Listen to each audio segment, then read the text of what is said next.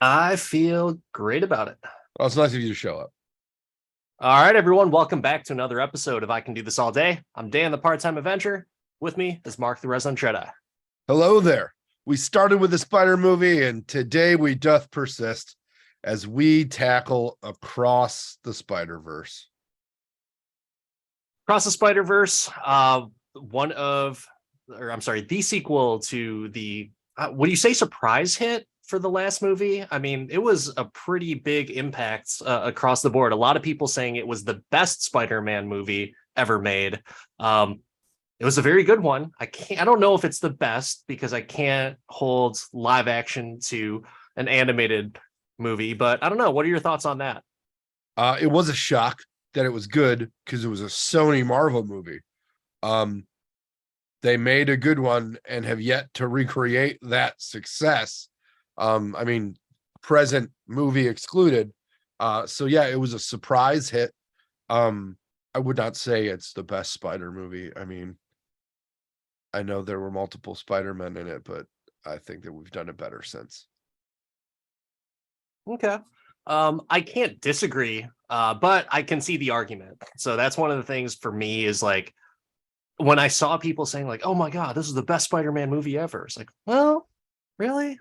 But me, the adult at age 5, where I didn't really watch cartoon movies and stuff like that, I was like, well, it's good. It's really good. And I liked it a lot, but I don't know if I can say it is the best Spider-Man movie, especially after No Way Home, where it hit those emotional heartstrings. And when you can bring this desensitized guy to tears, well, yeah, it's got to be pretty good. They're doing something right. I did not feel that way in the very first Into the Spider-Verse movie. Still very cool. I wouldn't say tearjerker scenes, but like at least some I can understand where some people might get teared up by it with the whole Miles, it's a leap of faith type of thing. Like that was a really cool scene from the first one. But we're here to talk about the sequel. So set me up with how you went to go see this movie. What were the circumstances? Oh, dude, front row the Monday after release. Because I Front row. can't You're do that shit on a you're weekend. you're just gonna go front row every time you Dude, see a it's movie now. the science behind it is there. You can lean the chair all the way back nowadays. So the front row is awesome. You just kind of lay there and watch a movie. And like my head's big enough to where I don't have to turn it to see both sides. I got the whole view, and nobody sits around you because Fair nobody wants enough. to sit in the front row because they haven't found out yet. It's that hidden Yeah. gem seat. And if you're buying your tickets, it's like $2 less to sit in the front row at AMC. Really? Yeah, dude. AMC even sleeps on the front row. Huh. Okay. Well, I mean, good for you for finding that secret, and maybe a few other people might take you up if they're across the country or maybe across the globe because we do have some international listeners. So that's pretty cool. And shout out to the international listeners. We start a new hashtag. Hashtag front row lean back. I went to go see it opening weekend. I did not take the entire family, but I did take my two boys. We popcorned it up. I smuggled in some sour Twizzlers, some fruit snacks, and we got a huge ass bucket of popcorn. And I did do the straw in the middle of the popcorn bucket trick where we put a ungodly amount of butter in there, and it was so goddamn good that we normally it's all four of us. My wife is with us, and we don't finish that bucket of popcorn, but it was so damn good that me and the two boys polished off the entire bucket, not even halfway through the movie. So keep putting that cocaine in that butter, Cinemark, and I'll keep showing up because my kids loved I it. I'm not gonna lie. I was expecting to see something new added to your background because the theater I went to was selling Miles Morales and Spider-Gwen heads to put the popcorn in. There were some of those buckets there. They were available, but I I like you and I have had this discussion before. My collection wasn't ever like this ever, and it probably during COVID is when it really started to grow. I've got a lot of comics, but in terms of toys and other collectibles. You can kind of see a little bit at the top right there. We got the two gauntlets, the broken Mjolnir and a cap shield up there. But yeah, I don't know if I need to have some type of self-control, right? Because otherwise I'm just going to buy everything fucking Marvel, everything movie. So I've kind of tried to narrow it down, or at least to the best of my ability, narrow it down to like, all right, I'm just going to do cinematic movies. And if the toys line up with that, cool. Theater wise, was it a packed theater? What was the audience like? It was less than empty. There were more people there than usual. So it was a pretty good sized audience, I'd say. I didn't check out behind me a lot, but as I was, standing up after the after credits, there were still a bunch of people there. So, not bad, not a loud audience though. Still haven't gotten that crazy raucous audience yet. Maybe for like the Flash or something. I think I'm gonna start booking those Thursday nighters. I think it does add to the ambiance for sure. That's something where if you're into the movie, you probably want to go on that opening night or something like that, just so that way you can get the cheering or the jeering, depending on if the movie is good or not. So my theater was pretty packed. I don't know if there were a bunch of people sitting in the first row, but my entire row, I sat in the very back row. My two boys to the left and the right of me, and everyone else also around us too. And I will say they were entertained, because the woman to my right, next to my youngest son, was chuckling at every little scene, if it was funny or not. And good for her for enjoying it. I'm glad that she felt that the movie was entertaining and she thought certain scenes were humorous or cute. So it was one of those chuckles too, where it's like, ha ha ha ha. I was like, okay, I mean, you're gonna laugh or whatever. And then I've got the very young crowd to my left, which was like the rest of the row, and everyone was like, oh bro, no kid, no way, oh he's in this, oh man. And so I'm like, okay, cool. I'm with people that are enthusiastic about the movie. I'd rather be in that type of crowd than a dead silent crowd if it's a Marvel movie or Marvel affiliated movie. I feel you on that. And I bet you I know who the oh my god, he's in this movie was.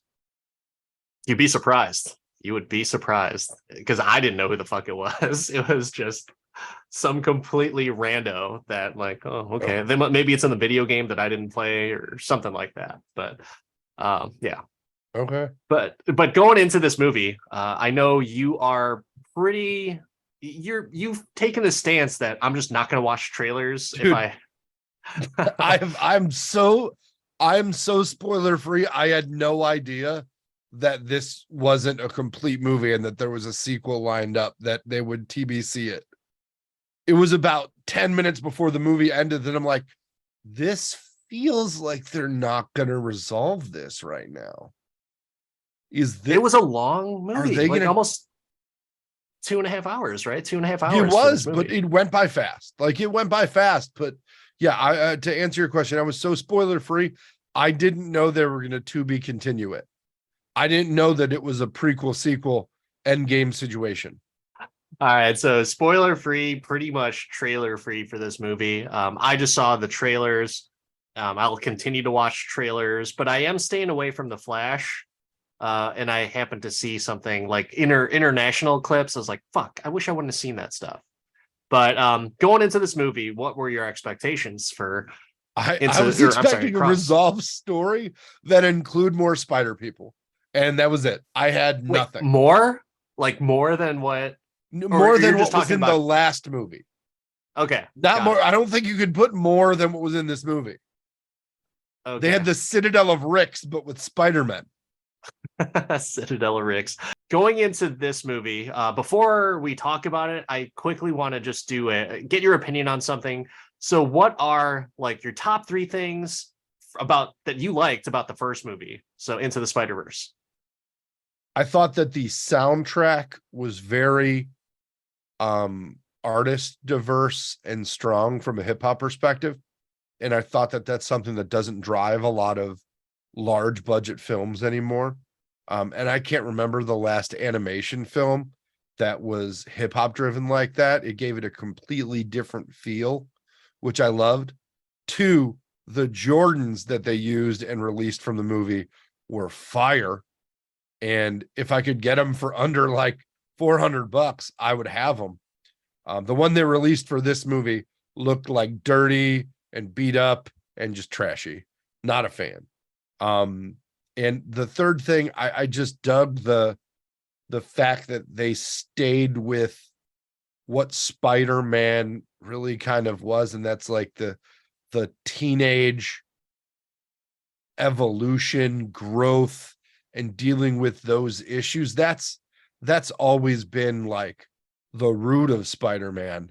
As it got as time went by and they wrote so many issues about that, Spider-Man became a man with real men problems, but the initial original, was high school, didn't know what was going on, and it was believable. And luckily all of the people were drawn, so you didn't have like 40-year-old high schoolers. So the big thing for me is, and it wasn't necessarily something that I liked, but it was just a bold choice of the high potential for a seizure animation.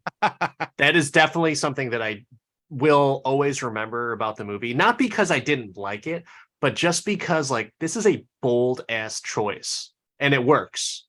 And I'll talk about the animation in the current movie in just a little bit, but you got the seizure inducing animation. Hopefully no one really experienced that. You said So the you should say soundtrack. alleged seizure inducing. No, that is 100% proof it is seizure inducing just because of the Okay. sheer visuals. It had enough to put the warning at the beginning of the movie. Okay, I didn't know there was I a did warning. I did I not was see just the trying to warning. cover our ass with this podcast, man, not get sued by Sony, but thank you. That's they put it out there, so fuck it. They're gonna get all your collectibles, buddy. Yeah, well, come out with Spider-Man 4. All right, come out with Spider-Man 4. I'll support that. But the other thing you mentioned the soundtrack. For me, one song specifically, "Sunflower" by Post Malone featuring Sway Lee, fucking awesome song, and I still listen to that song probably like 2 or 3 times in a row at sometimes when I'm driving, just because it's such a short ass song. It's like 2 minutes and 30 seconds, but it's so good. And it added a nice mood to that movie at the beginning, but also at the very end. So just a nice little closed loop for a soundtrack song. I was hoping to hear it in this one. I didn't.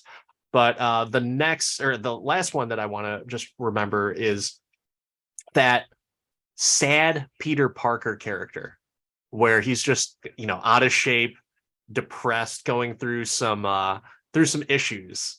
And that feel good moment of him owning up to his mistakes, not being scared to go back to his reality, or being scared but willing to go back to it anyways.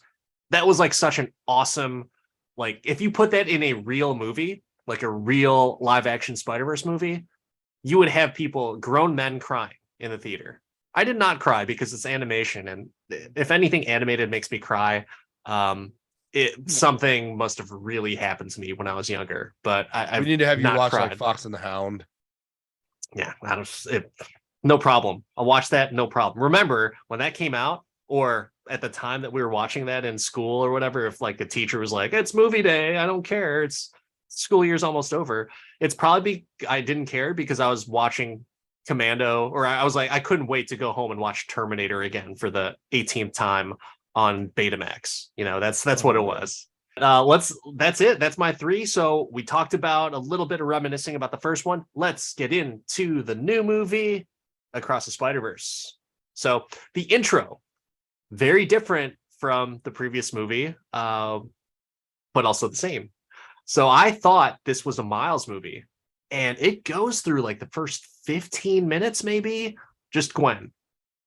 And so I was like, whoa, they took like a different turn in this particular movie, to where it's like I thought Miles was going to be right off the bat talk about that, but very cool that, because everyone loved Gwen in the first movie.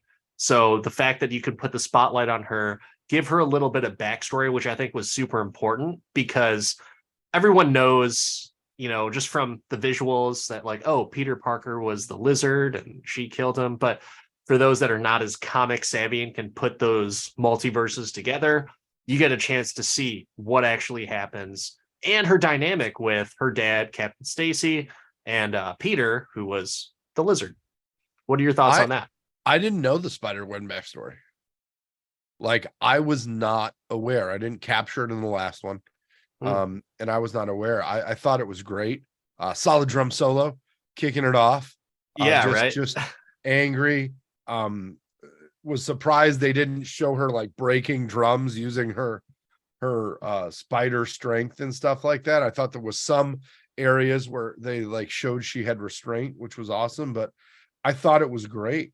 I thought it was a very much a parallel from the last movie ish, except she already had her powers. I also noticed that she rocked some ballet shoes instead of some Jordans. I love that they kept, a nice parallel to just the same things that stuck out for each character. But I was a big fan. I thought it was great. I thought it was a Gwen movie, basically. And I'm Right. interested to see who the next one is, right? If it's a like a if it's a 2099 movie or what it is. So that's going to be interesting. The only thing I didn't like about her backstory is the voice actor choice for Sergeant or yeah, Sergeant Stacy. Oh my You God. could have got Shea Dennis Wiggum? Leary back. Get Dennis Leary.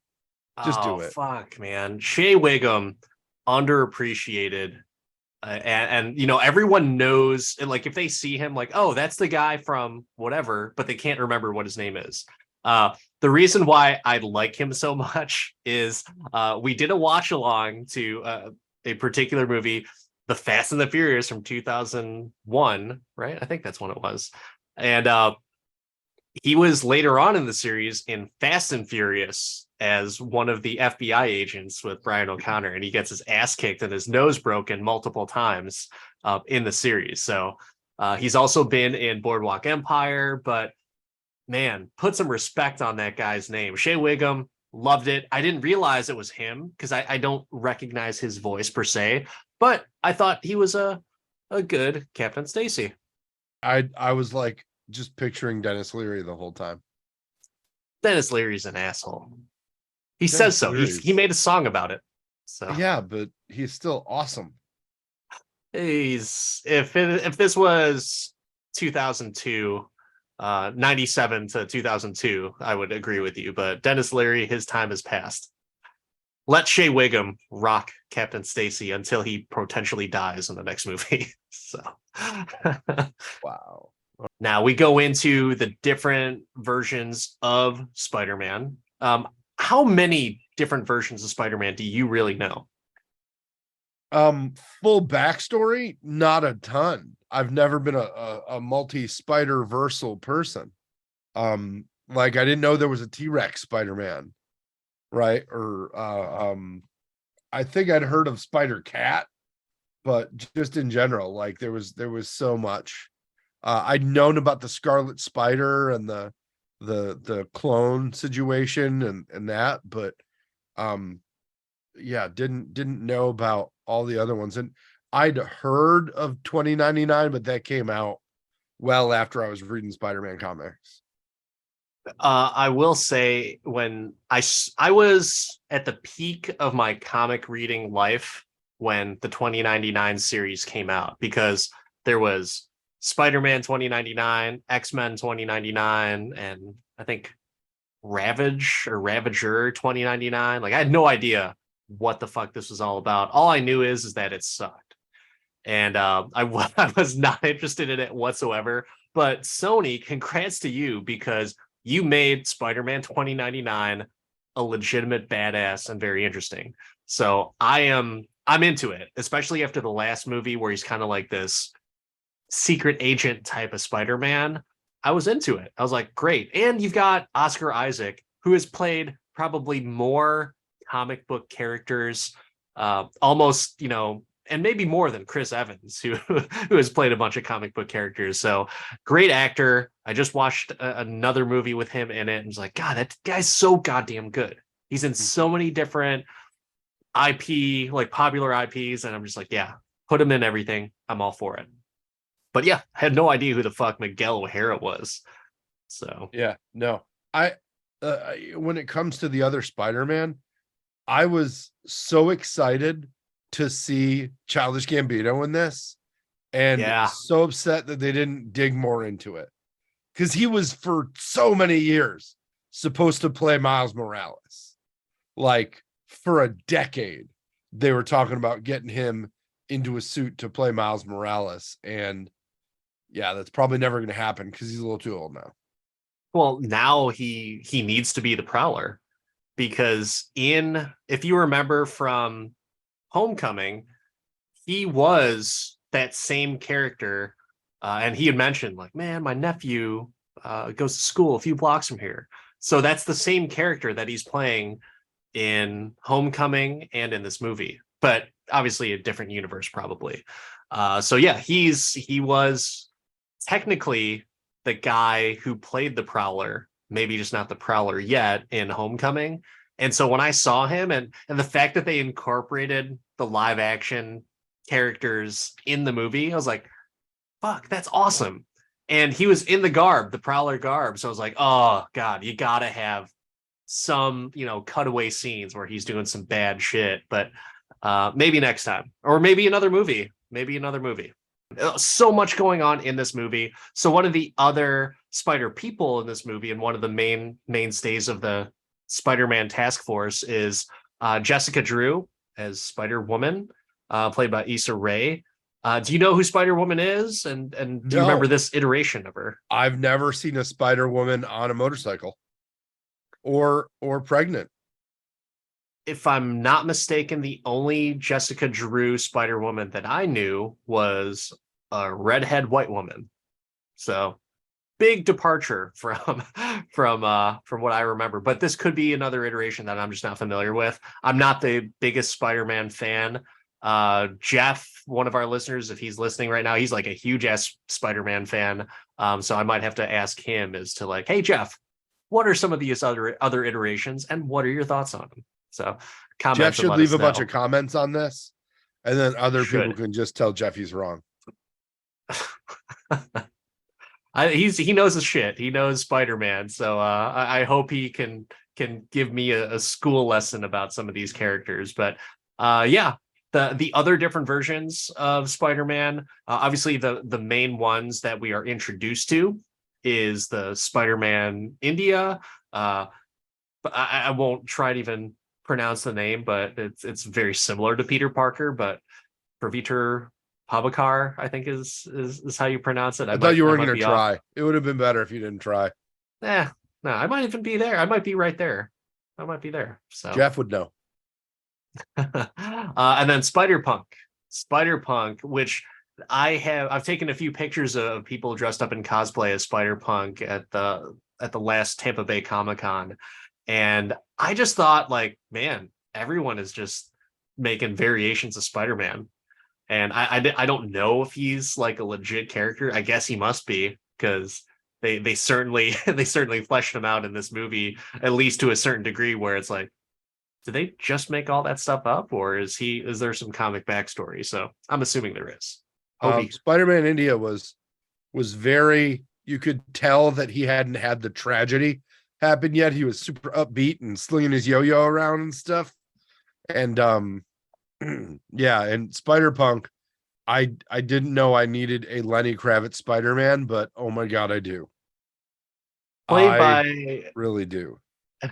played by Daniel Kaluuya from Get Out, and he was also in Black Panther.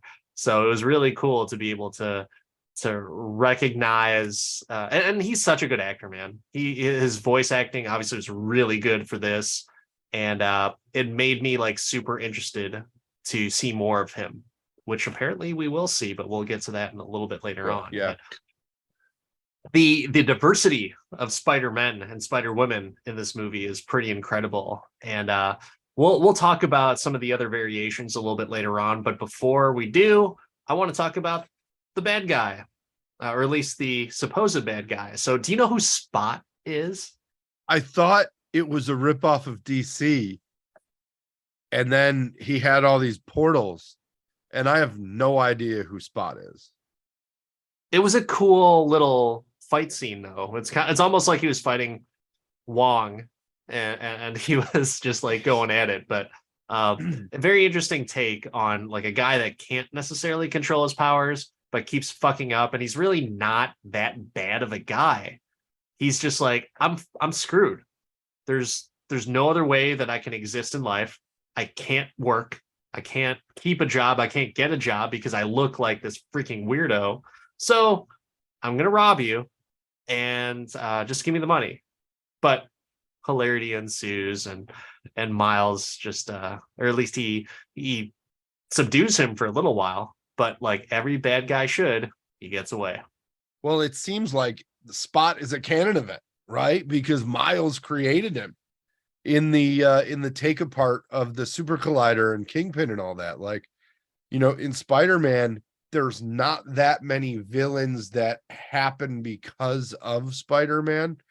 I mean, there's a few like Hobgoblin and stuff like that, but in general, like normally they're there because they do something, or there's a meaning to get that crazy. But this is it, 100% spider fingerprint situation. Speaking of, like, you talked about Hobgoblin. So Miles's roommate knows he's Spider-Man. What were your thoughts on that? Like, he just crawls into the room, and the dude's just sitting there relaxing, wearing his Jordans. And like, what did you think about his roommate knowing that he was Spider-Man? I thought it was weird. And I thought I thought they were trying to make a bunch of Ned jokes, but that just seemed very, I didn't get hung up on it, but it was very like non-canonical, and like feels like something that would blow up in his face. But I mean, at this point, we've seen everything blow up in Spider-Man's face in some different versions.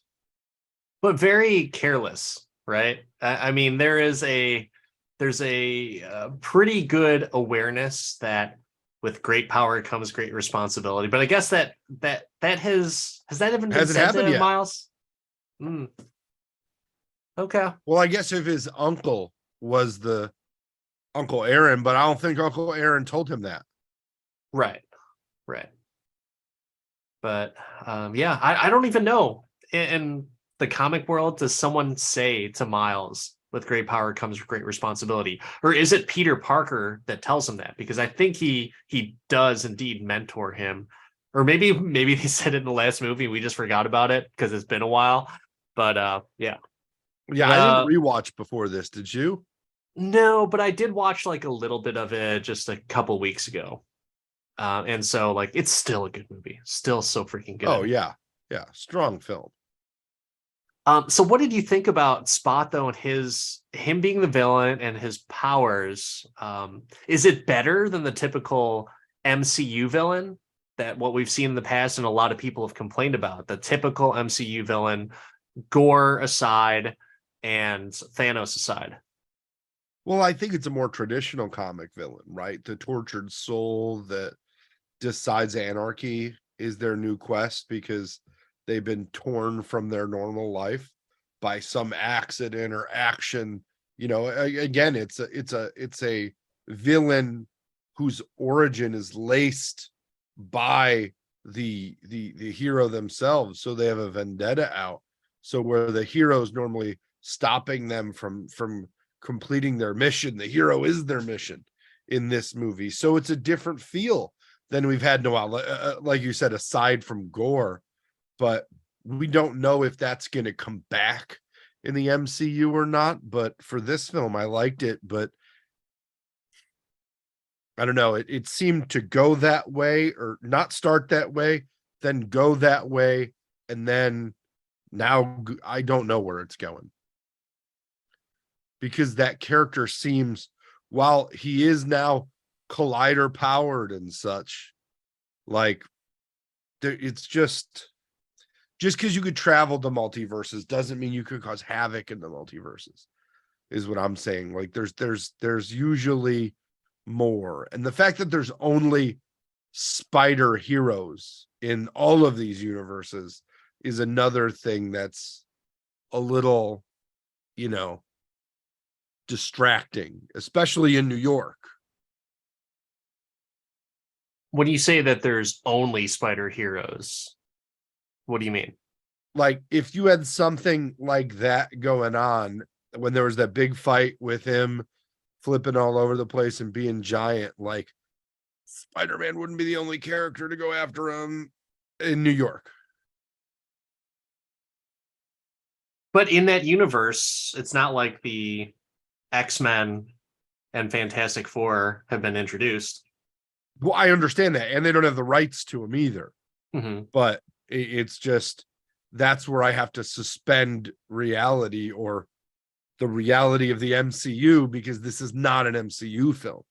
It's a Sony. That's why we got the lady from Venom hanging out. Like, you don't scare me.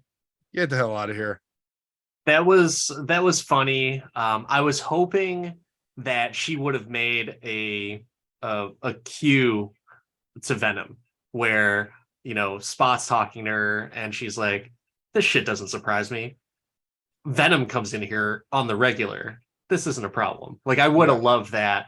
I wasn't expecting a Tom Hardy cameo, but I wish she would have said Venom. Like, this is no big deal. This does not surprise me. Said, "Are you one of Eddie's friends or something?" Just just an underhanded line to make sure everybody knew where she was from. Because I would guess that, well, no, most people that have watched this movie will know where she's from. But yeah, but I mean, I'm surprised. So you watched the Venom movie? The first one. Oh, okay, so you still haven't seen the second one. Like, oh, maybe that's another punishment later on. No, so. Yeah, no, that's exactly. It would be a punishment.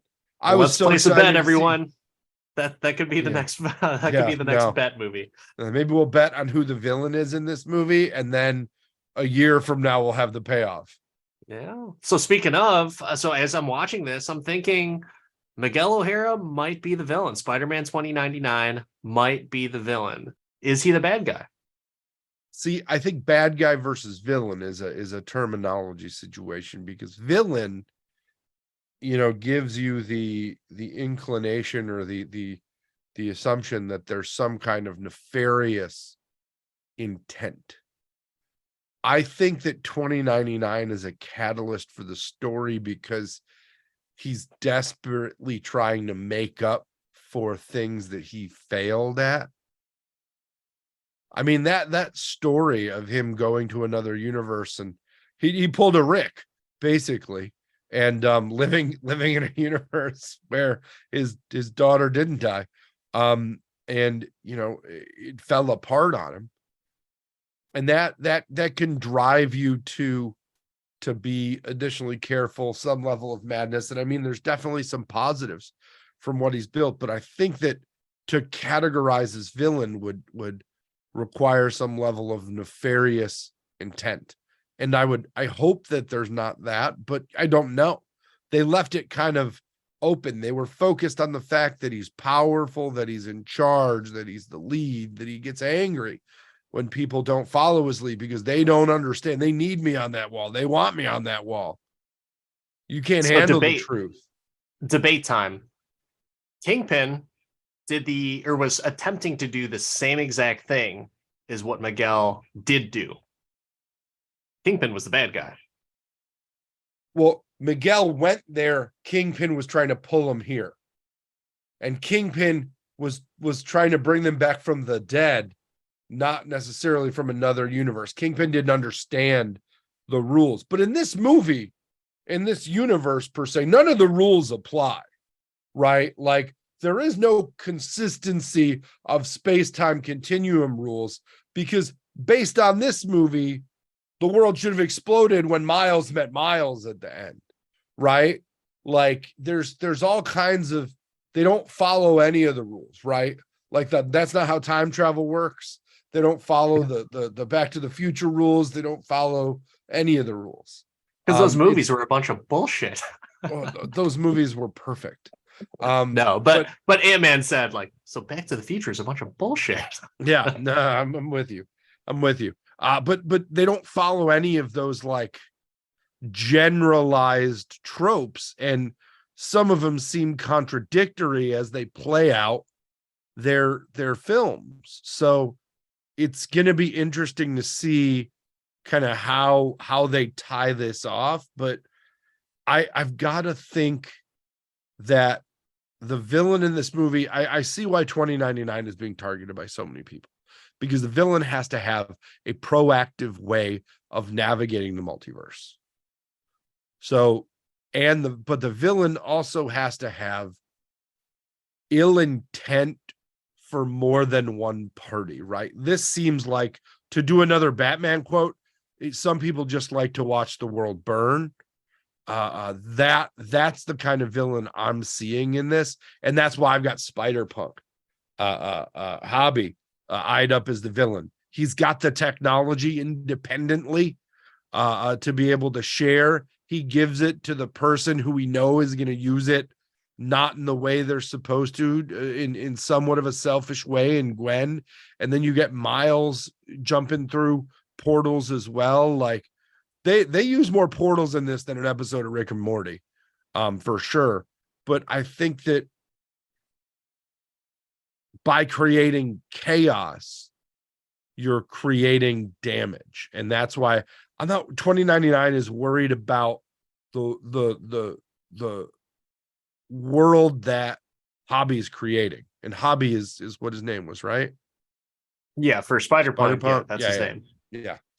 But he's not the one that was creating it. It was Miles that's creating it, because he's the anomaly. Or he knows that like, you got to think of it from the mindset of Miles is the one. They know the one is coming. So he's trying to use that situation maybe as a diversion for his own inclination, right? There's so much they've got to unpack in this next movie. I'm trying to get to the point of who the villain is, right? I think 2099 is just too serious. He's really serious. He's like Gwen. He's like the non-Dennis Leary Captain Stacy before he knows who Spider-Woman is, right? It's just real. I'm real serious.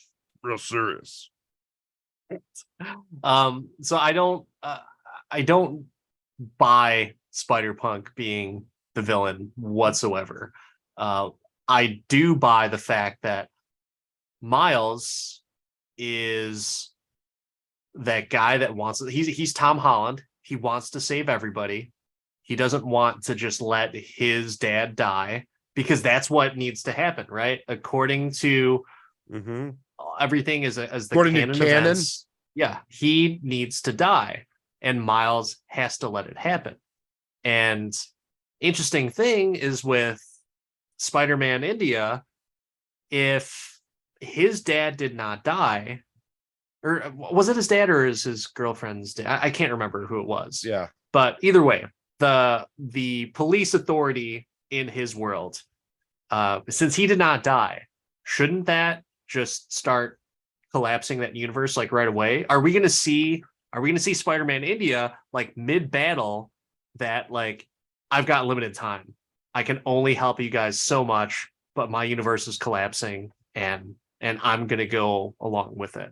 Or is he immune to it, and he just lives outside of his universe, and that's just what happens? I don't know. Yeah, I don't know. The fact that universes just collapse instead of just breaking, and I forget the word, forking, maybe, I don't know. But again, it doesn't even follow. No, not scissoring. Universes don't scissor, buddy.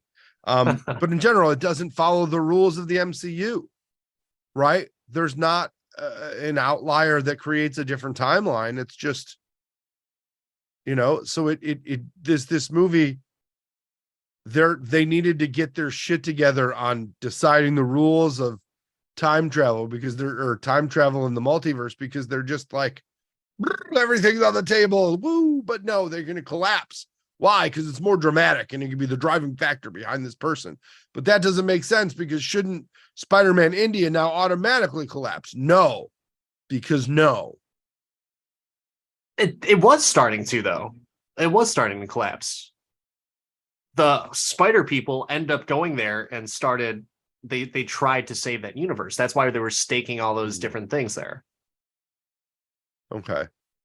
So I think that for your But it then seems like to me, you have a problem with things but not why being didn't like Back to the Miles's Future. universe collapse? Well, they weren't trying to save his universe But it necessarily. by now, listen, the guy grew what, like 3 feet and all that, right? He's gone through multiple semesters of school, and what happened in his universe wasn't supposed to happen. Shouldn't it have Right. collapsed? No, because that spider came from another dimension. So it's not his fault that it happened, right? But it balanced itself out, as all things should be, perfectly balanced, because Peter died. He wouldn't have died if he wouldn't have gotten bit by that spider. So it's kind of like a universal self-correction. But if he goes and interferes with his dad's, Captain Morales' death, then that is for sure a complete divergence as to what should happen. Because it's not like But you can go back and kill him later on and just be like, oh yeah, that was supposed to happen. Just happened a little bit later on. It's not Terminator 3 rules, right? So Terminator 3, Judgment Day was supposed to have been stopped, but no, it was just delayed by a few years. So if that I think that's that's the where case, then why would the reality that 2099 went to fall apart? Because 2099 should have balanced it. he wasn't. I don't think he was Spider-Man 2099 in that universe. So that's where the unbalancing was. He wasn't Spider-Man in that universe. He was just the dad and the husband. At least for my viewing of it, that's what it seemed like. So Yeah. there needs to be Spider-Man, according to the spider army of The the spider universe. cannon. Yeah, the spider verses, I should say. It needs to happen. And I'm down with the story. I totally get it. But then I'm thinking to myself, as I'm sitting in the theater, I was like, shit, Miles is in the wrong. Like, he can't go back and save his dad. This would go against every, not just Spider-Man trope, but every comic book hero trope, to where it's like there needs to be that tragedy. If you But I thought divert his that uncle was the tragedy, tragedy. he's part of the story, but I guess it needs to happen. The captain of the police needs to die, because that's also a telltale factor, at least in a lot of those Spider-Verse characters. We'll see. Yeah. I don't Yeah. know. But interesting stuff. A lot of stuff we can debate. I love the fact that we're kind of like the fact that you were talking about Hobby and Spider-Punk being the villain. I think you're off on it, but at the same time, like, yeah, he's. But to go back to a phrase that you said on the previous episode is like, "Damn the man, save the empire." That's kind of like that's Hobby right there. That's Spider-Punk. Yeah, that's his whole punk persona and the punk lifestyle. It's like, fuck it, fuck the establishment. Let's go. And it's not like full on Rage Against the Machine. He's not making songs about it, but at the same time, he's like, yeah, I dig it. I like some chaos. Screw it. Here you go. Take my little time band. Which, by the way, if he gave his time band away, is he He going to just keep made that glitching? time band though. That wasn't Oh, like did his he? official Spider Club time band. He had the technology. That's why there's a red flag there. And Damn the Man Save the Empire is from a movie called Empire Records, where they're rebelling against the owner of a record store who wants to sell it and turn it into a Tower Records. Or Yeah. what is a Tower Records in that? So it's Damn the Man Save the Family, which is very apropos here because Miles needs to save his dad, and I'm game. I'm down with it, but I also think, like I said, that the Spider Punk guy, we don't have enough. We don't have enough on the why that he's so just cavalier with things that I don't even think that 2099 knows that he has. You really need more. You don't think the name Spider-Punk or just his overall persona and what he looks like, you don't think that's enough? So I think each and every one of these Spider-Men have a completely unique backstory that's well crafted. I just want to hear it. I'm a sucker for backstories. I'm the one that was excited that there were prequels of Star Wars coming out and didn't hate them all the way because I got backstory. You give me backstory on anything and details, I'm gonna just chew that up, man. Nom, nom, nom, nom, nom, nom. I can appreciate that, but I guess like, me being a big punk fan when I was in high school, I just figured like, oh, everyone knows that like punk is anti-establishment, and it's like you buck the trend just to do it, and I was certainly a rebel without a cause for some Yeah, no, time in that my that life. 3-foot But green mohawk at the private Jesuit school really threw them off. I don't know what you mean by that, but I will say the pink and highlighted hair at the Catholic private high school, sure. I don't even know what a Jesuit is, man. So I can't even talk to that. And you went to Catholic school and you know what a Jesuit is. Oh my God. Dude, I don't know what, you know what? When you go to Catholic school, you talk about Catholicism, maybe a little bit of Lutheranism, and then you talk shit about all the other religions. So I'm sure that's a lot different now. No, it's And probably not. This is probably worse. It's probably worse. Education is devolving, not evolving. yeah, I don't know how religion got into it, but like this is kind of like the cool thing about for the Spider-Verse is like, yeah, you have those different characters, and yeah, I just thought he's a punk. That's what he is. That's what he does. That's all he knows how to do. You can't reason with him. You can't bargain with him. He's Spider-Man, Spider-Punk, hobby, done. All good to go. All right, buddy. So we talked a little bit about the callbacks and integration of Tom Holland Spider-Man, Toby and Andrew, the film clips that were used. I mean, what were your thoughts on that? Did you like it? Did you think it was kind of cool that they were putting all these pieces together to really kind of expand on like, hey, this is why your dad needs to die, Miles, because that's what happens. This is how all of it happens with these tragic events. I thought it was cool that they integrated both, right? And I think they were trying to capture a lot of the same, they were trying to capture a lot of the same cheers that the live action one captured, including the GIF that they turned into a giant GIF. That was awesome. You, me. Oh, that was so cool. was ridiculous. It was ridiculous. It was funny. Ridiculous in a good way or bad? Okay, in like but somebody already did that. Come on. Not good enough. That's not what you said during that episode. But like I said, not as good as like a million Spider-Men and Spider-Women doing it. That was freaking awesome. You didn't know who half those Spider-Men and women were, man. Oh, I picked out a few of them. I was like, oh, that's so cool. And I like that type of Easter egg stuff, or like where, for all the comic nerds or video game nerds that'll see, well, obviously you had some of the video game and I'm sorry, not video game, cartoon Spider-Man that were in there too. You had the video game Spider-Man too. You had the Spider-Man from the PS4 game in there as well. So I definitely, so I feel exactly like you said just now about that is awesome to have the Easter egg in there. But it's an Easter egg. The story carries regardless of it, but it's the Easter egg, and that's all good. Yeah. So you're good with the nostalgia and integration. I thought that was pretty cool that they did that, and I'm pretty sure I did see Aunt May in one of those clips, but like old Aunt May. You saw the original Spider-Man Aunt May. I think I saw. No, because she didn't die. Didn't she in 3? No. Well. No. One of the other reasons sit here in my wrongness and be wrong. Yeah. But I'm pretty sure that they showed Holland's. I could be wrong, but who knows? Maybe but it was awesome. It was so cool to see that integration where it wasn't just like here's a picture, but you see and you kind of see like, oh wow, this is why Miguel is right and why Miles needs to let this happen.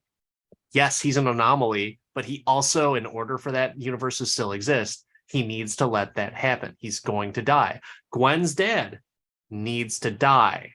So it's like, oh my God. I'm sitting there in the movie theaters like this is expertly written and really well thought out because as an audience member, I get it. I understand where Miguel is coming from. And I don't know. Who do you think is who's right, who's wrong, Miles or Miguel? Like I said, I think Miguel is influenced and driven by what he was dealing with, and not open to change. And he's so scared that what happened to him is going to happen to everybody that he's not like being clear and thoughtful about letting Miles be Miles. No Spider-Man left to their spidering ever spidered wrong. In a probably, I think, necessary question for this is obviously Miles is just given this awful news, right? That his dad has to die in order for this to be a canon event and everything. If someone told you the same information and like if this person needs to die, a loved one needs to die, or that entire universe goes to shit and fucking explodes, would you prevent the death of that loved one if you knew it could benefit an entire universe, that entire universe itself? Do you let it happen? I mean, I think the first inclination is no.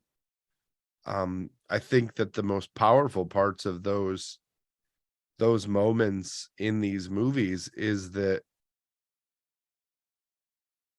the situation makes them unpreventable, right? It's the Kobayashi Maru of Spider-Man. Like there's not a way to save both. And Right? for the nerds out there that are not aware of this nerdy aspect, the Kobayashi Maru is a Star Wars or Star Trek reference. Sorry, Star Trek reference. Correct? Yeah. All the other nerds are just like, sorry, Freudian slip because Star Wars is better. Whatever. Screw it. but no, it's the no-win scenario, and yeah. and it's saving Gwen and defeating the villain, right? It's saving Aunt May and taking out the Green Goblin. It's the situations that one Spider-Man can't handle them both, because that's the position the villain puts them in. And in each and every one of those situations, the choice they make is, that the needs of the many outweigh the needs of the few.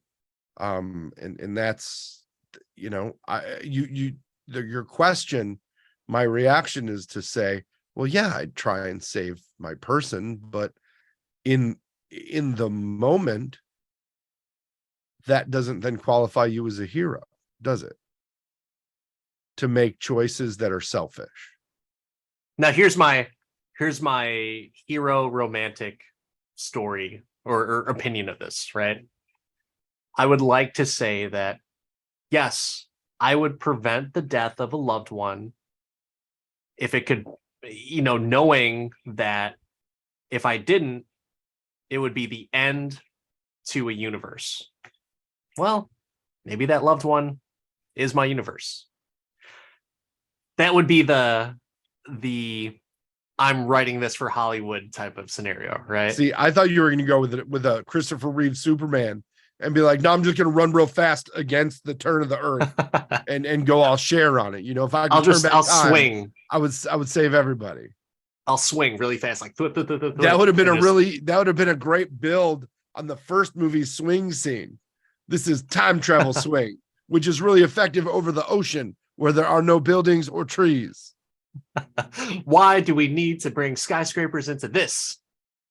But yeah, I think that that is a tough one, and the the person that, has some faith in humanity, in me, would just be like, yeah, I guess I have to go with the universe, and if that means that I will then save lots of other people, even though I have to suffer, I have to take that like selfish act, right? Like, to be a hero, you need to have some type of trauma. Very rarely do you have a hero out there that's just like, yep, I'm a hero, I'm good, no one died, I'm rich, yes. Like, no, it doesn't happen that way, right? So I guess, like, I'll take the hero thing, because you know what? I'm kind of a loner anyways. So I guess, that loved one. Yep, I really love that person, but oh well. I always thought that I was gonna ride solo anyways. So let's just go ahead and do this. Let's go on with life, and I will do what I do best, and that's move on. That's where you and I differ. I don't feel that I have that hero thing. So yeah, again, I'm not I saying that I do. I'm just saying I that know. I'm a loner. Yeah, But yeah, no, so that's why I would do I'm that. with you on that one too. But I just I like the, I think that's the thing that brings me back to these kind of movies and these hero genres in general. It's the romanticism around choice and being heroic and putting others before yourself. I think that you make a very good point that there's not any hero or figure in comics or movies that we watch that, is just like, oh, everything's great. And look, I saved the world too, but everything's still great. I just do it because I can. There's no deep, dark motivation in an alley for me. Yeah, yeah. Well, some may argue that like the MCU Captain America might be the case. And that was all just circumstance that he has that tragedy. But no, I mean, as he just wants to be a good guy. So I think that might be the only person that does not He have. just wants to dance. Yeah, and he just happens to be a little bit late to that party, but he does get his happy ending. He does break the space time continuum in doing Yeah, that so. one But too. yeah, but Not that was if he supposed to just happen. lays low, man. Not if he just lays low. Yeah. Have you seen like all the Spider, not Spider-Man, the memes after that movie came out, where it's him and Peggy talking, and she's like, "Oh, Steve, let's go visit New York City on this day," and it's like September 11th and Yeah, no, I'm gonna everything, and be it's busy just that like, day, Peggy. I'm gonna be like, busy. I think we should just hang out here, just Why don't we relax. go to nowhere? So we took a little bit of a divergence right there, because I felt like it was necessary to talk about that struggle of choice. And I'm not talking about that shitty type of choice where Neo goes to save Trinity by leading the architect. I'm talking about a legit bona fide choice of, yeah, an entire universe is destroyed, not some fake ass universe, right? So yeah, it's deep. I would say that, and I do not say that lightly. I don't like talking about things and saying that it's deep when it's really just like, yeah, it's service level. You're making too much of it. It's deep because you got two characters, Miles and Gwen, that know or think that, from what they've been told, that yeah, their loved one needs to die. So where do you go from there? Well, you get an entire army, or at least the army of spider people that will help you. And but yeah, that was a pretty end scene. But I want to talk, kind of rewind back a little bit. We talked about the music before. What Mhm. did you think about the thoughts on the soundtrack, and from the score to the pop music used, and what are your thoughts? I feel like it didn't pop for me like the first one. I feel like there wasn't as much variation. It seemed like they used the same main artist through the entire soundtrack. And again, like there weren't any in the first movie, so many moments had their own sound, and it didn't in this one. At least for me, it didn't pop. It's still there. The style was respected, but the impact, like it just wasn't there for me. Yeah. What about you? No, I agree with that. I think there were some hard hitting songs. I will be honest though, I think I got a little tired of hearing Gwen's rock Spider-Gwen music. So that kind of got a little bit old for me. But after the first movie, I was like, oh man, that was such a cool movie. And there was really cool music. I'm gonna check out the soundtrack. Not once, and even up until this conversation right now, not once have I been like, yeah, I'm gonna check out that soundtrack.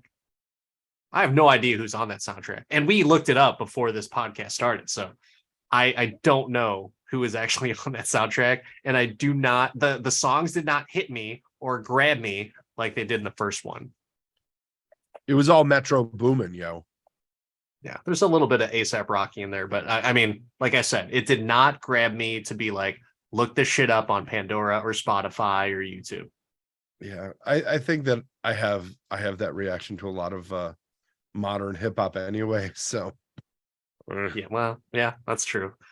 I agree. A lot of people would agree, but a lot of people would disagree, and I feel like our comments are gonna be like, "Go home, old man." that's all right. A majority of our listeners are within our age demographic anyway, so we're You okay. little They're probably thinking like, yeah, like would it kill you to bring in some Wu-Tang or some Biggie or some Tupac in there? Like that's Snoop what it Loop. is. Yeah. Snoop, get your Snoop. green hat. Let's go. Yeah. Oh, love it. Love the reference. Old school for life. Absolutely. Um, but all right. So I talked a little bit about that end scene, and you would mention that like I don't think this is going to go resolved at all, and it doesn't.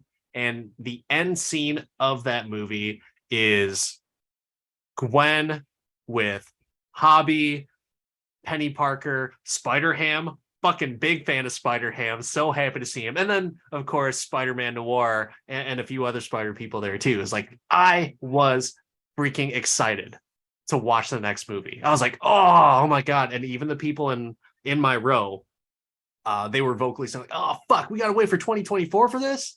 And I was like, yeah, that was the only large reaction. The only large reaction in my theater. What the fuck? To be continued. Did someone actually say that? Or yeah, they're like, yeah, that's not coming out till March of next year. It's like, what? Oh my god! Like, that's such a dick move by Sony. Like, is it? Yeah, they called it part one. What? I think they called it part one. I thought it was just called Across the Spider-Verse. I'm pretty sure it was in release, like as part one. Either way, to release it almost a year apart, make it a Christmas movie, yo. What's Sony releasing around Christmas that this wouldn't dominate? Craven the Hunter. I don't know, man. I don't know. Save Craven the fucking Hunter. Oh man, Craven, Madam Web, that shit's coming out, and I do mean that shit compared to this. I know. I said what I said. That shit is coming out. So yeah, I have no idea what's coming out during Christmas time, but in order to get the maximum legs on this, I think you're right. This isn't the day. Legs. That's funny. This isn't the day of DVD sales of like, oh, we got to make sure that the DVD sales hit and everything. This is all digital shit. People are going to stream this stuff, buy it digitally, and that's what it is. And you know what? It ends up being forgotten a short while after. And so this isn't the time where, like, with other previous movies where if they were shot together, release them a year apart, you're hanging on it. You have that anticipation. Yeah, I don't know, man. I don't know. Maybe they just want to boost up their calendar fiscal year for next year. Oh, I know why. So I'm looking at what's coming out. They're releasing Craven October 6th. So you're not wrong there. What? The shit's coming out. It is. Who's playing Craven in that?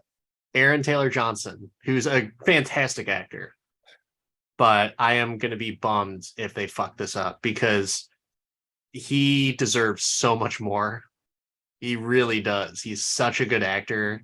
an incredible physique, great acting chops, very versatile. Very well could be the next James Bond. I hope he gets that James Bond gig so he doesn't have to do any more of this Craven the Hunter shit. Hasn't Yeah, even come out you yet. I just just hope like him that's the because he was case. in Kick-Ass. I liked him in Kick-Ass. I liked him in Avengers Age of Ultron, which is an underrated movie. Everyone shits on that movie so much. I like it better than the original Avengers. Um, he was in Tenet, fantastic in Tenet, almost unrecognizable because he's such a hard ass in that movie. So I really liked him. But the guy's so talented, so talented. Yeah, but Craven's not the reason I don't think they're releasing it for Christmas. Ghostbusters Afterlife, the sequel's coming December 20th. They Is would that a not Sony property? it's being put out by Sony. Is it okay? I didn't know. I didn't know. So okay. Yeah. Okay. But Well, that's it's not fine. going to be directed by Jason Reitman, so Mm. I'll see it, but I'm not excited about it. But yeah, no, that's why. So they're gonna save it for March.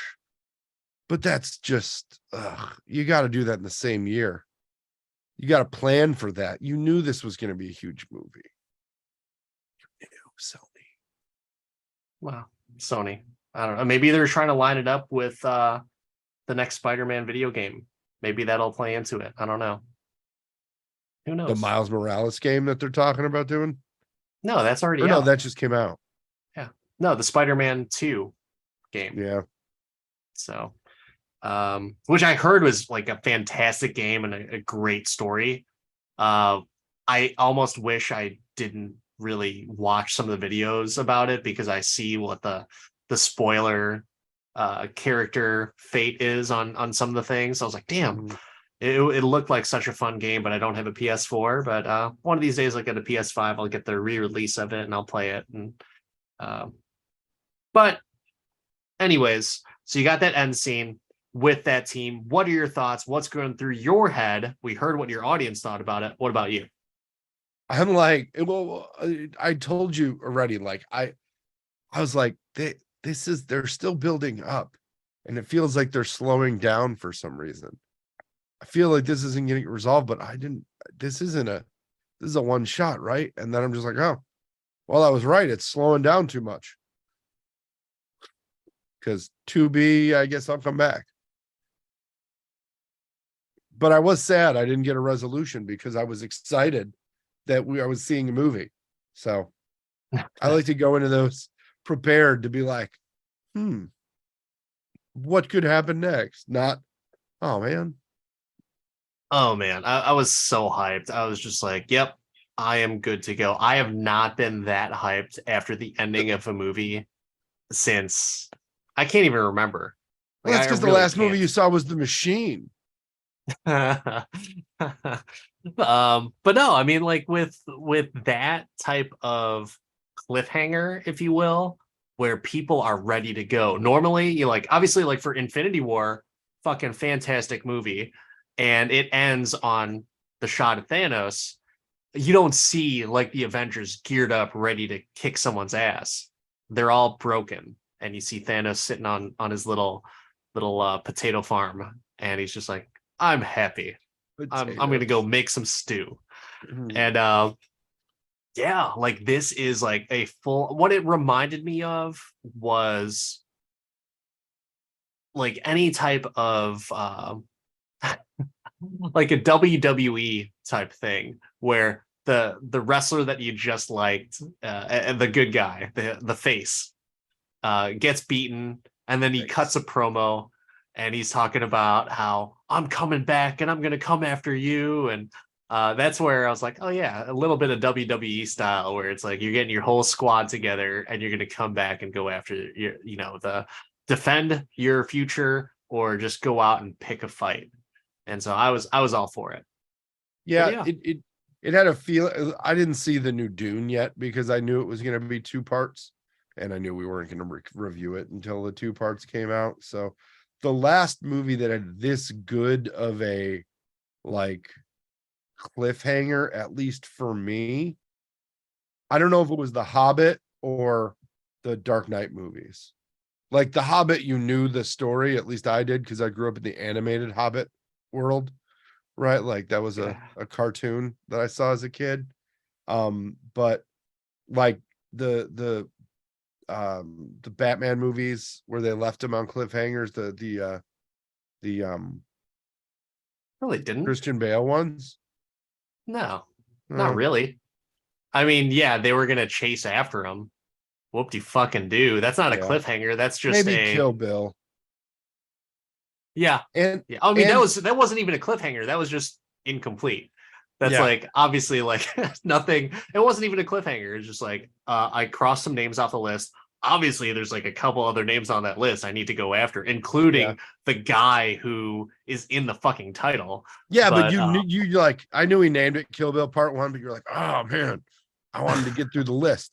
And the two Deadly Hallow Harry Potter movies. That was done very tastefully, in my opinion. yeah, Um, yeah. but yeah, I mean, there's definitely some that were, like Twilight, where you're like, do I have to watch another one? It was great. Let's just stop. It wasn't great. It was terrible. We're done here. It's on record. He said it was great, everyone. So we No, might have to it watch was another not one. great. I It's think he great that it was secretly liked it. over. It's over. That's great. So just for endings of everything, I want to talk just because you mentioned Harry Potter really quick. So one of the things that I just do not understand and I make fun of to this day every time we watch this movie, and my boys are Harry Potter fans, and we're gonna have a Harry Potter day over the summer. School's out. My wife loves to do theme days, so we're gonna do a Harry Potter day and we're gonna watch some Harry Potter movies and do some little crafts about Harry Potter. But in Order of the Phoenix, right? It's a downer ending, Yeah. and uh, Harry's guy, His uncle his dies. yeah, his uncle died exactly how it's supposed to happen, Mm-hmm. and they're all sitting there walking, and it's like somber. It's like, what are we gonna do? Voldemort's really back. Well, we'll just have to fight together. And then they then they play like the most chipper let's go on adventure music in the end credit scenes, like bum bum bum bum bum bum bum bum bum bum. And I'm like, what the fuck kind of ending is this? This is like the stupidest fucking music at the end of a movie. And Hey, I'm just hey, like, yeah, my uncle died. Bum bum bum bum bum bum bum. don't you It's like disrespect John Williams? so dumb. So dumb. Yeah, poor choice of music. John Williams, what the fuck were you thinking? Mm. Ended on a He was somber thinking, note, I man. got this goddamn song in my head, and I've got more Oscars than anybody ever. I do what I want. Yeah, he's thinking, money, I've got money, money, money, money. Chutching, chutching, chutching, chutching, chutching. Didn't fucking make sense whatsoever. But you know what? Let's go back and wrap things up with this movie. Mark, anything else that you wanted to talk about that you liked, didn't like, or any other notes that we may have missed on this discussion? No, no, you know what my theory is, that Hobby is somehow wrapped up in all the evilness going on here. He's got some nefarious reason. There's a why. Maybe Hobby's got spots. What do you want to see in the next movie? A better soundtrack and a full on Childish Gambino getting involved. I don't think we're going to see that. What if we could get live action and animated together? Ooh, that would be fucking awesome. Do you want to see like Tom Holland or Andrew Garfield or Toby in it? I mean, I wouldn't be against it. I don't know that they'll do it, but I wouldn't Yeah, be I against think it. I think that would be probably like complete over the top, overshadowing, I mean, not Miles. much of this movie wasn't over the top, bro. Well, yeah, but it still revolved around Miles. I don't think it took away from Miles and his heroics and his talent as Spider-Man. So two things that I definitely for sure need to absolutely 100% see in the next movie is John Mulaney back as Spider-Ham and Nicolas fucking Cage back as Spider-Man Noir. That is the two things I need to see in the next one. The latter, yes. The previous, I don't know if John Mulaney's got that kind of energy anymore, buddy. Oh, well, you know what? Coke them up. Coke them up. They did it to a bear. They can do it to John Mulaney. Let's make it Oh happen, God. Sony. You got the money. You got the money. Let's do this. Or you got the Coke. I don't know. I don't think they have both. Oh man, but yeah, other than that, I think this was a an interesting conversation about this movie, which leads me to my last question, Mark. Can you do this movie all day? I'm gonna watch it again, and I'm probably gonna watch. Definitely gonna see the next one, but I haven't revisited the other one in a while. It's not on my regular rotation. So while I enjoy it and I thought it was an entertaining romp, sadly, no. Mm, okay. Is it because it's a cartoon? No, I'm a huge cartoon guy. Huge cartoon guy. It's not part of a bigger thing for me. And I don't think it hits on the heartstrings, at least for me right now. You know, it's no Ted Lasso. Dan, even though I can't watch this movie, I've got a feeling that based on your current regalia and your dress and the fact that you need to lubricate the mouth prior to giving this answer, you've got a lot to say about your feelings and if you can do this movie all day. I am not a big animation fan at all. Mm. And I was never really a big Spider-Man fan. But you know who turned the tides? It wasn't Toby. It wasn't Andrew, although I liked Andrew better than Toby. It was Tom Holland. And that made me a Spider-Man fan. Now, the next thing that I saw, which was a pleasant surprise, was Into the Spider-Verse. And that made me a Miles Morales fan. So this movie, as I watched it, it did not have as an impactful soundtrack as the first one. So that was strike number one. Strike number two is the fact that there was no Nicolas Cage or John Mulaney, which were staples in the first movie. So that's strike number two. Strike number three was going to be the fact that, honestly, the Spot, weak ass villain. Weak ass fucking villain. So that's an out. But I will say I got another batter up, and holy shit, it hits a home fucking run because the animation, which I didn't get a chance to talk about as much as at all, really, in this episode, holy shit. The storytelling just by the animation alone was fan fucking tastic. The way that they used the color and the different type of transitions through color was expert in storytelling. And they do this in live action movies all the fucking time. And they did it in an animated movie. So the one scene in particular is Gwen talking to her dad.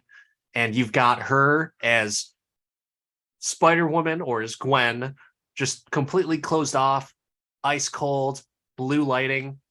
Her dad in in the more colorful spectrum of everything. And then that minute that they hug, the color just explodes on the screen. It radiates from that hug. And to me, that is a great way that you can have an animated movie tell a story, but also add a few director style elements to it.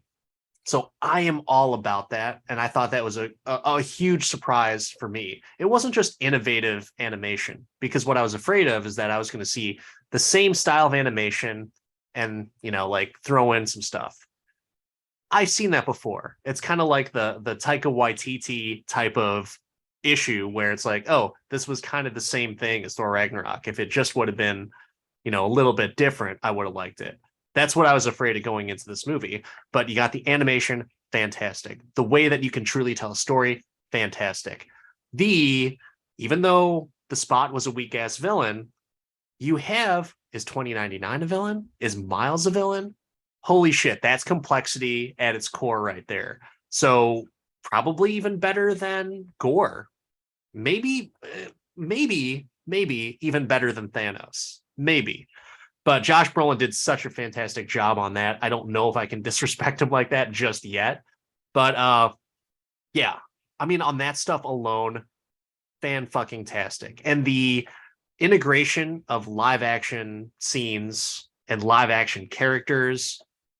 Dude, I'm not even a Spider-Man fan, and I want to continue to see more of this. And so, can I do this all day? Abso-fucking-lutely. I can do this all day, and I am looking forward to the next one. Looks like an episode that'll be dropping in March or April, which is too far away for you. Too far away for you, but Mm. I mean, that's how movies are, man. They didn't use. That's how sequels are, for sure. They didn't. Use I gotta wait like 2 years for John Wick 5, so fuck, whatever. I can wait a few months for this. So John make it Wick happen. 5. It's in production, or pre-production, I should say. John Wick was beautiful. I didn't even watch 2 because what else are they gonna do? John Wick 4 was fucking beautiful. Yeah, So we'll see. I don't know. Maybe that's something that we should watch later on, is either a watch along or just do a flat out episode. But yeah. But I think that wraps it up for our episode of Across the Spider-Verse. I'm Dan, the part-time Avenger. That's Mark, the resident Jedi. Like and subscribe. Hit us up on the socials. Let us know what we missed from this. I'm sure that there was something. But we appreciate the subscriptions, the likes, the feedback, and let us know what else we can watch for you. What else we could talk about. Jeff, I'm expecting you as the expert Spider-Man person to chime in. So until then, we will see everyone else.